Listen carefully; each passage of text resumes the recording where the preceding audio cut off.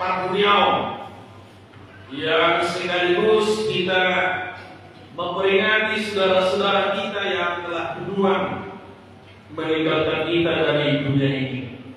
Tertulis dalam kitab Daniel pasal yang ke-7 ayat yang ke-9 sampai 14. Demikian firman Tuhan, mari kita ikuti dalam hati masing-masing. Sementara aku terus melihat takhta-takhta diletakkan, lalu duduklah yang lanjut usianya, pakaiannya putih seperti salju, dan rambutnya bersih seperti bulu domba. Kursinya dari nyala api, dengan roda-rodanya dari api yang berkobar-kobar. Suatu sungai api timbul dan mengalir dari hadapannya. 1000 kali beribu-ribu melayani dia, dan selasa kali berlasa-lasa berdiri di hadapannya. Lalu duduklah majelis pengadilan, dan dibukalah kitab-kitab. Aku terus melihatnya, karena perkataan sombong yang diucapkan tangguh itu. Aku terus melihatnya sampai binatang itu dibunuh, tubuhnya dibinasakan, dan diserahkan ke dalam api yang membakar. Juga kekuasaan binatang-binatang yang lain dicabut, dan jangka hidup mereka ditentukan sampai pada waktu dan saatnya. Aku terus melihat dalam penglihatan malam itu, tampak datang dengan awan-awan dari langit seorang seperti anak manusia. Datanglah ia kepada yang lanjut usianya itu, dan ia dibawa ke hadapannya. Lalu diberikan kepadanya kekuasaan dan kemuliaan dan kekuasaan sebagai raja. Maka orang-orang dari segala bangsa, suku, bangsa dan bahasa mengabdi kepadanya. Kekuasaannya ialah kekuasaan yang kekal, yang tidak akan lenyap, dan kerajaannya ialah kerajaan yang tidak akan musnah. Demikian firman Tuhan untuk kita pada minggu ini. Saudara-saudara yang dikasihi oleh Tuhan, hari ini kita telah memasuki pada minggu akhir tahun bijak. Dan pada hari ini juga kita telah mendengar nama-nama saudara-saudara kita tahun ini yang telah meninggalkan kita. Mungkin amanginan tahun ini kita masih bercanda, kita masih bergurai dengan keluarga kita itu. Tetapi hari ini dia telah tiada dan telah berangkat menemui Tuhan. Oleh karena itu, Bapak Ibu, saudara-saudara yang dikasihi Tuhan, ketika kita sampai pada penghujung tahun bijak ini, hal itu mengingatkan kita bahwa segala sesuatu yang ada di dunia ini ada waktunya.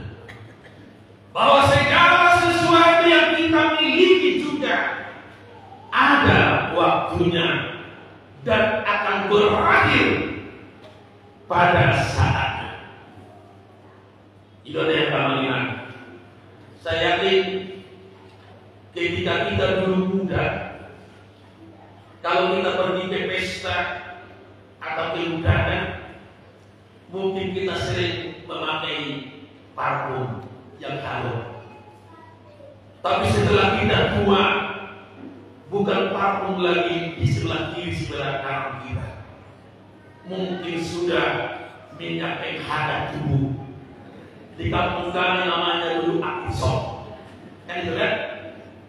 Anggur gigi kosong kita.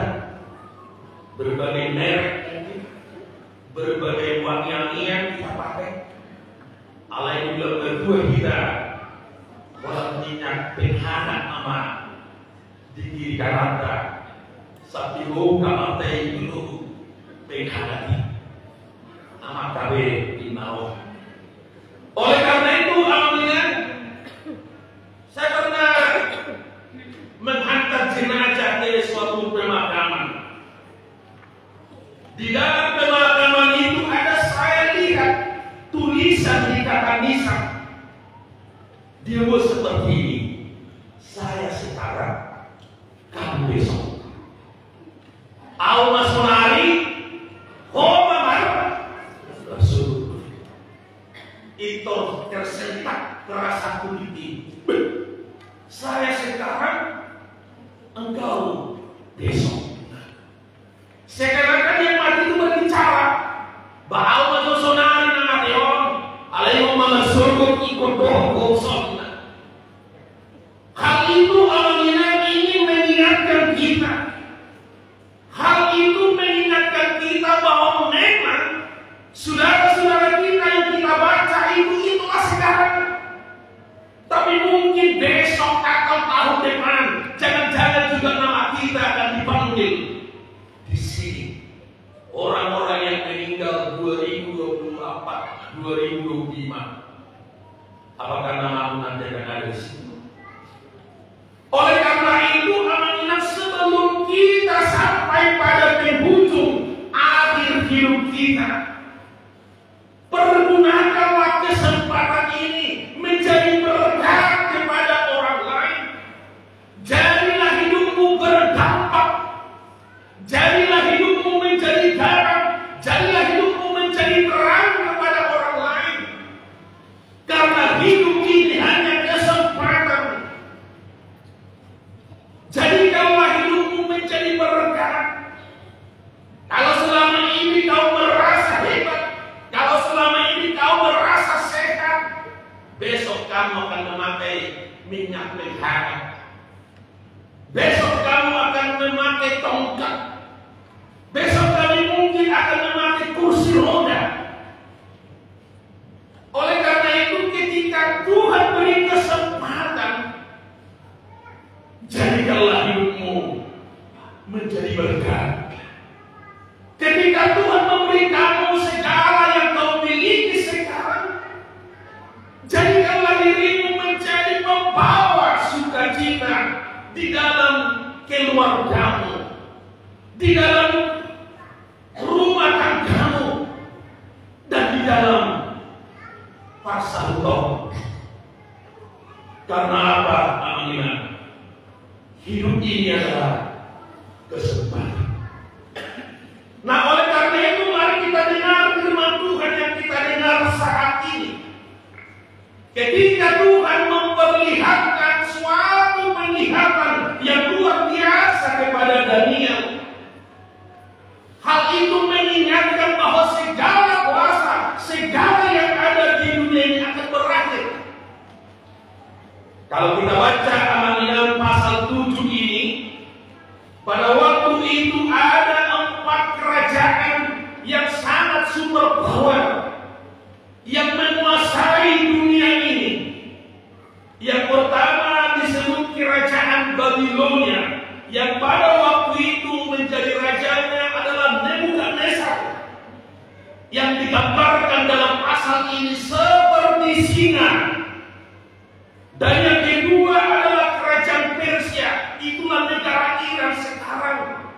Yang waktu itu rajanya bernama Cyrus, dilambangkan kerajaannya itu seperti binatang beruang.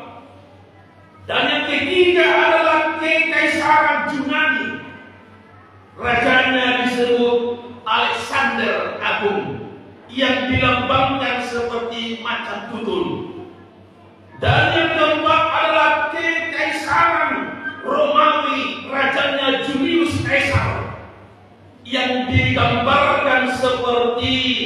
binatang yang keempat. Nah, Bapak Ibu saudara-saudara, bahwa kerajaan yang keempat ini yang dilambangkan tadi seperti singa binatang buas yang kejam, seperti beruang yang kejam, seperti macan tutul yang tidak berperi kemanusiaan. Seperti itulah digambarkan kebenisan, kejahatan para raja-raja pada waktu itu. Mereka berpikir kekuasaan mereka itu kekal selama-lamanya. Mereka berpikir mereka akan menjadi Tuhan atas bangsa-bangsa. Sehingga waktu itu mereka menindas dengan kejam, termasuk orang Israel sendiri. Nah, dalam konteks yang demikian, di tengah-tengah kerajaan yang keempat tadi, yang digambarkan seperti perilaku singa, macan tutul, beruang, dan keempat binatang, disitulah amanginan diungkapkan, diberitahukan kepada Daniel, hei Daniel, lihat ini. Kenapa diperlihatkan masa depan? Karena pada waktu itu amanginan bangsa itu melihat kondisi raja-raja yang kejam tadi, seakan-akan tidak ada lagi pengharapan untuk merdeka, tidak ada lagi kebebasan untuk memuji Tuhan. Mereka tertindas, mereka dipaksa bekerja. Bahkan ada keapatisan waktu itu dalam kitab Yesaya mengatakan begini, mana mungkin daging yang sudah diburu singa bisa diambil dan adung di dalam nami merdeka, dan adung di dalam nami bebas. Ayunga soal daging nadi babani harimau dan singa. Siapa yang berani mengeluarkan daging dari mulut singa atau harimau? Seperti itulah kami, tertindas, terbuang, sehingga hidup mereka diapatisan. Ngamate bedi wakata, ngatalu bedi wakata. Maka inilah hidup kita, inilah keadaan kita, menjadi budak di Babilonia. Amanginan itulah kata-kata manusia, itulah bahasa mereka. Mereka mengukur kuasa Tuhan itu lewat kejadian-kejadian yang terjadi pada waktu itu. Saya katakan tadi, ada pertimbangan. Bagaimana mungkin kami bisa keluar dari kuasa singa? Bagaimana mungkin lagi kami bisa keluar dari kuasa beruang atau macan tutul dan binatang yang sangat sadis? Tidak ada lagi pengharapan. Tapi amanginan, apakah seperti itu kuasa Tuhan? Keadaan itu memaksa mereka mengukur kuasa Tuhan ini. Inilah kami, tidak ada yang bisa membebaskan kami. Itulah amanginan kata-kata mereka. Itulah iman mereka, keadaan. Amanginan, mungkin juga kita bisa seperti ini. Kadang-kadang kita mengukur kuasa Tuhan itu lewat keadaan status kehidupan kita. Kapan Tuhan mau ngedaran dia nggak semua Tuhan mau gue pas sekolahnya aku, Tuhan mau semua bahasa. Itu mungkin karena keadaan yang kita alami itu bisa membuat kita menjadi apatis, membuat kita merasa tidak ada lagi penolong dalam hidup kita. Memang amanginan dunia tidak akan bisa kita harapkan menolong. Saudara-saudara kita tidak bisa menolong kita. Ada yang amanginan harus kita mengharapkan paling sekali menolong. Morongkan kembali materi tolong polisi problema. Udah pula nanti ini kiri ho. Soalnya udah polisi problema.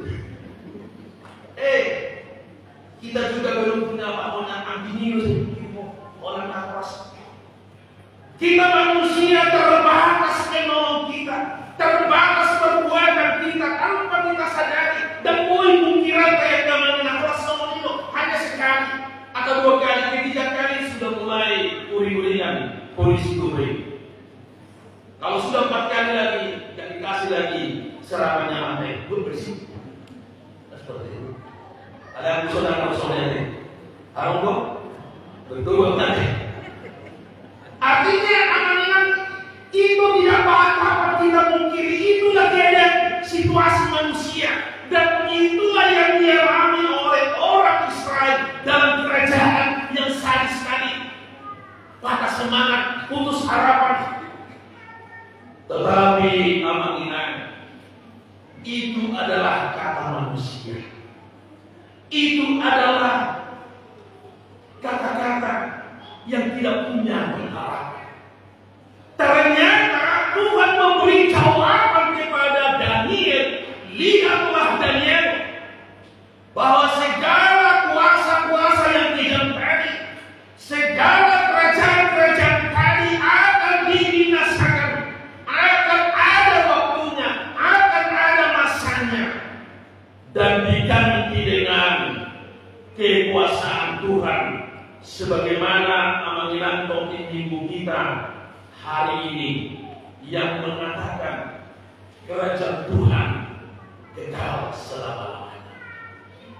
Kerajaan-kerajaan yang tadi saya katakan, mereka menganggap kerajaan mereka kekal, kerajaan mereka tidak ada yang bisa berubah, sehingga mereka sombong, mereka angkuh, mereka bertindak semena-mena. Tetapi lewat kuasa Tuhan, semua kekuasaan itu akan ditiadakan sebagaimana dikatakan dalam firman Tuhan di sini. Aku melihat usia yang lanjut memakai pakaian putih seperti salju, rambutnya bersih seperti domba, dan inilah menggambarkan Allah yang akan duduk di tahtanya dan akan memberikan penghukuman kepada setiap orang yang merasa dirinya hebat dan merasa dirinya menjadi kekal. Bapak Ibu saudara-saudara yang dikasihi Tuhan, hari ini kita telah sampai pada penghujung tahun gereja. Ada mungkin banyak pergumulan kita sepanjang tahun ini, seperti orang Israel yang menghadapi pergumulan di tengah-tengah kerajaan yang sadis sekali. Mungkin kita tidak seperti itu menghadapi pergumulan saat ini, tapi ada banyak mungkin pergumulan kita yang membuat kita kadang-kadang menjadi apatis dalam hidup ini.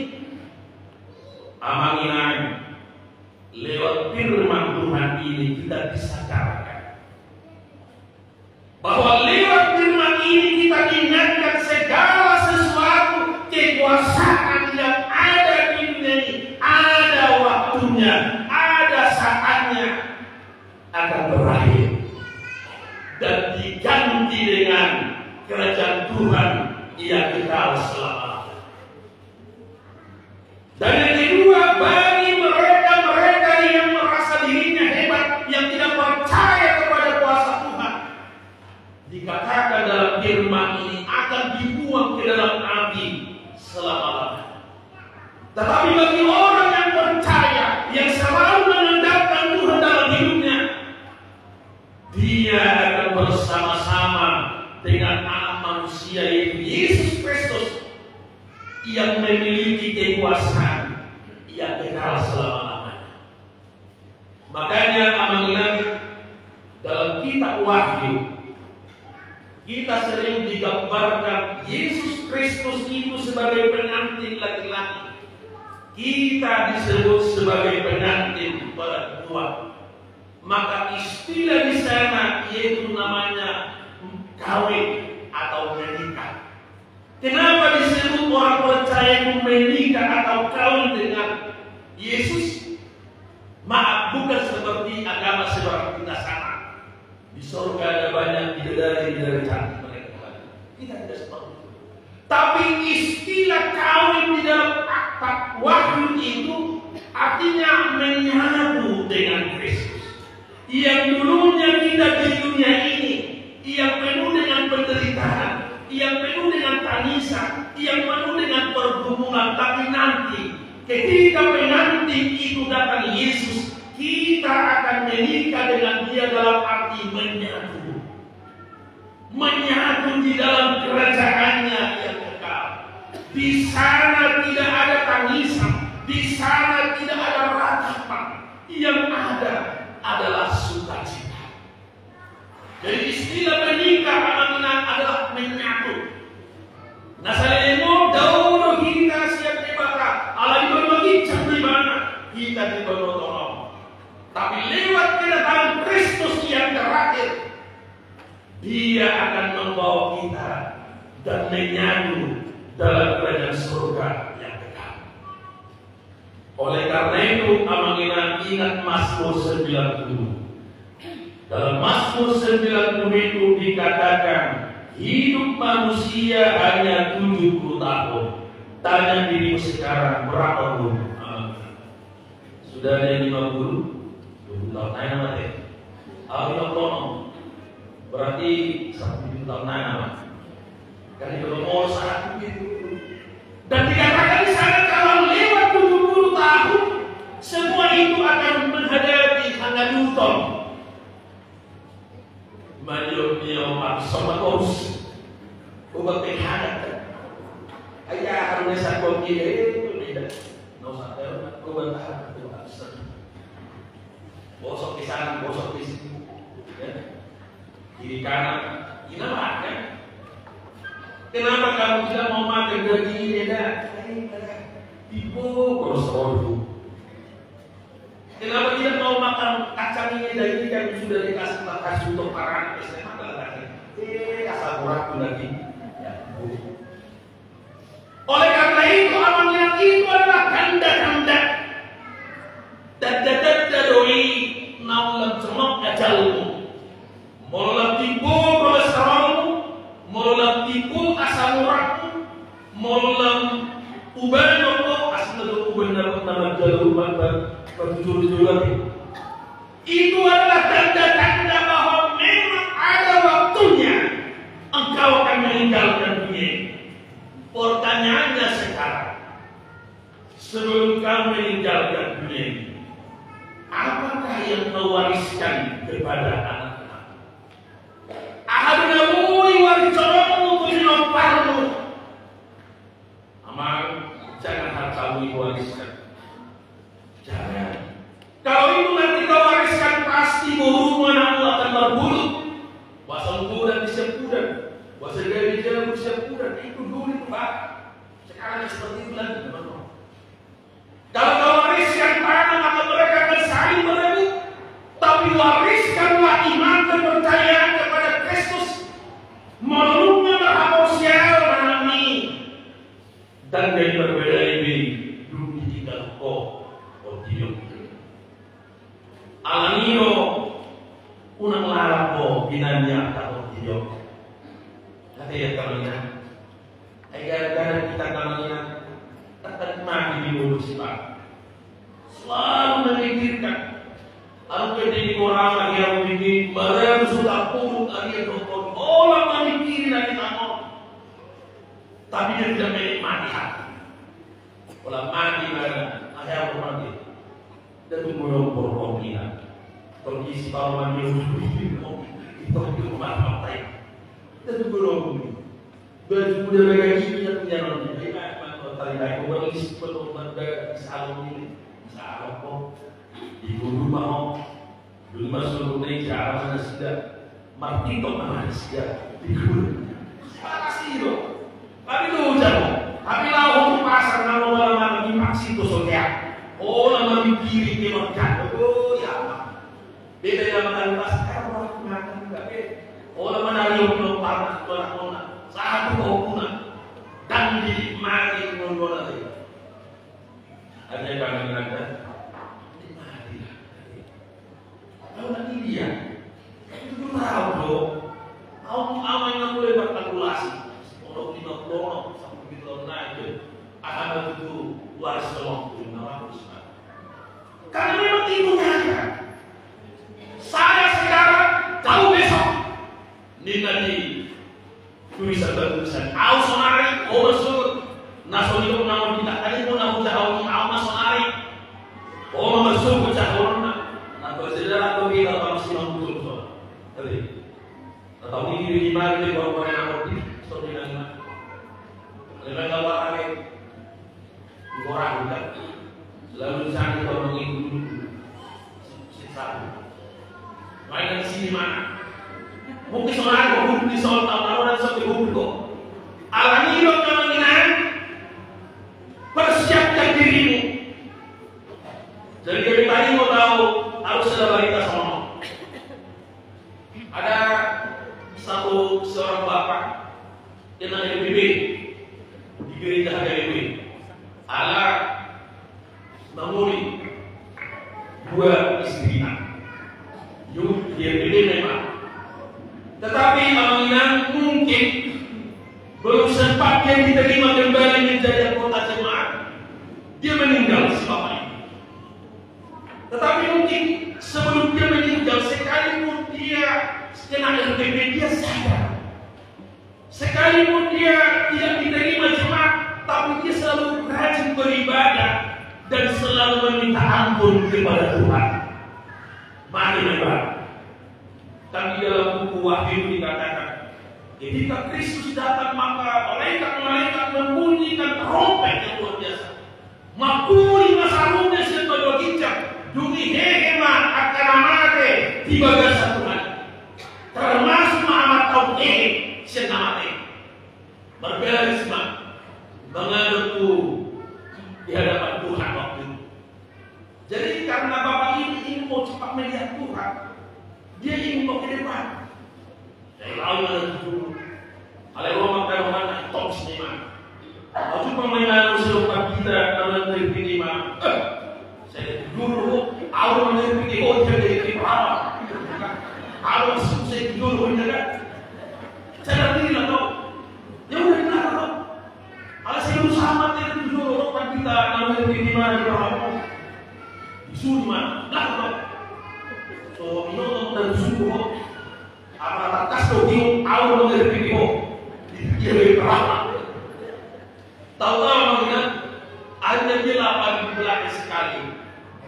Ala subuhnya mana dulu masih kompetisi kan? Dua sekali di mana? Itu sektor itu sudah pulang pada sektor 3. Sektor itu akhirnya menyerah memakai jadi di sekali. Nah, Bapak Ibu saudara-saudara, lalu kira-kira berapa jam kemudian muncul Tuhan Yesus Kristus di bawah sarungnya. Demi Roma malaikat Tuhan mengatakan, balikan berat. Napa jauh dari Pak? Napa pulih dari Pak? Akhirnya ayahku perasaan iman kita ini aku juga kan. Tapi asiko dijual untuk dibatakan bangun itu mana? Napa jauh dari Pak? Napa pulih dari Pak? Tentukan sekali. Iyo pada jauh kesian dan kue orang Islam seawal pasti lakukan. Dan mungkin orang Islam seawal pasti boleh berbaca. Padahal iblis berkata hari ini kau bersama-sama dengan aku di Firdaus. Anjir mana ada yang panggilan kau mati kan? Ayo baru terjadi. Awal 3 malam 3 jam atau baru senang-senangnya kau. Aku syukur berapa sudah minggu alanya karena so hidup Kristus kita berberkat jadi betul hal sama yang masuk berbicara tapi mau nggak saya mampu bukan pak saya mampu alanya kalau suara kalau mampu kita baru diangkat ada lo main tanya pengalaman sulit alanya pengalaman lewat firman Tuhan ini ada masa depan orang ada kehidupan yang dekat. Alami sedialah sampai mati. Aku akan mengaruniakan kepadamu mahkota kehidupan. 3 bulan kita secoroni Tuhan tahu. Ingatlah Di telapak tangan kanan kita ini ada di situ nampaknya, coba tengok, ada huruf M. M itu apa maksudnya di situ? Tanpa kita sadari, seakan-akan Tuhan menuliskan huruf M. Artinya M itu memon tomori. Ingot hari haman. Jadi ketika kau bekerja, oh saya rupanya akan mati. Ketika kau mau menjadi sombong, oh saya rupanya mau mati. Sehingga kita disadarkan. Ingat di bawahnya itu sekalipun tidak jelas, tapi itulah seperti huruf M.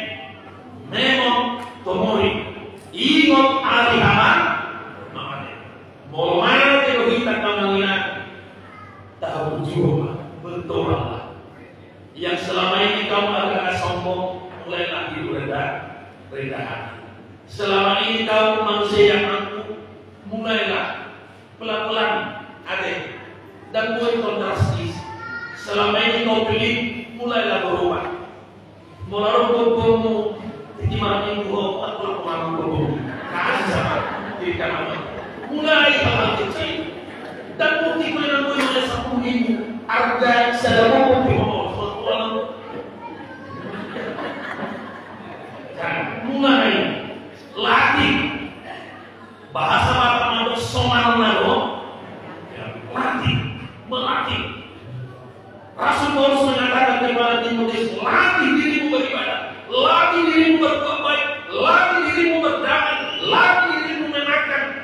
Ketika ada orang menyakiti, melatih, menyenangkan, Allah bisa kamu biasa. Oleh karena itu, mari kita pulang dalam baik Tuhan dengan membawa firman Tuhan, melatih diri agar berdampak kepada orang lain. Amin. Terima kasih Tuhan atas firman-Mu yang Engkau perdengarkan kepada kami, bahwa segala kuasa-kuasa di dunia ini, seperti pada zaman Daniel, para raja-raja yang sangat sombong, yang merasa dirinya raja yang kekal, tetapi lewat penglihatan kepada Daniel, semuanya itu akan berakhir, dan itu sudah terlaksana. Kami mengharapkan kedatangan-Mu Tuhan, ketika kami masih memberi kesempatan untuk hidup, ajari kami berdampak kepada orang lain. Karena Engkau yang mengatakan supaya kami menjadi garam dan menjadi terang, mempengaruhi orang lain agar menjadi anak-anak-Mu. Berkati Tuhan jemaat-Mu. Kami berdoa Tuhan buat keluarga yang telah ditinggalkan oleh suami, istri, anak mereka. Engkaulah yang menjadi penghibur bagi mereka. Engkaulah menjadi Allah bagi mereka, penolong bagi mereka. Jangan biarkan mereka putus pengharapan, karena Engkau masih ada. Tuhan Maha Baik, Tuhan Maha Kasih. Engkaulah yang menolong saudara-saudara kami yang berduka pada saat ini. Terima kasih Tuhan atas firman-Mu yang selalu mengingatkan kami bahwa segala sesuatu akan ada waktunya. Ajarilah kami menghitung hari-hari kami, sehingga kami beroleh hati yang bijaksana. Ketika kami pulang dari baik-Mu ini, hantarkan kami Tuhan dalam damai sejahtera. Lewat firman-Mu mengingatkan kami bahwa kami juga akan meninggalkan dunia ini. Tapi sebelum kami meninggalkan, ajari kami untuk melakukan yang baik dalam kehidupan kami. Terpujilah nama-Mu. Dan kami juga berdoa buat saudara-saudara kami jemaat-Mu yang berulang tahun minggu ini, ulang tahun kelahiran, ulang tahun pernikahan. Engkau berkati Tuhan. Engkau berikan kesehatan panjang umur. Engkau berikan kerukunan dalam rumah tangga mereka, sehingga mereka tetap rukun, damai, sejahtera dalam rumah tangga mereka masing-masing. Terpujilah nama Tuhan. Dalam nama Yesus kami berdoa. Amin.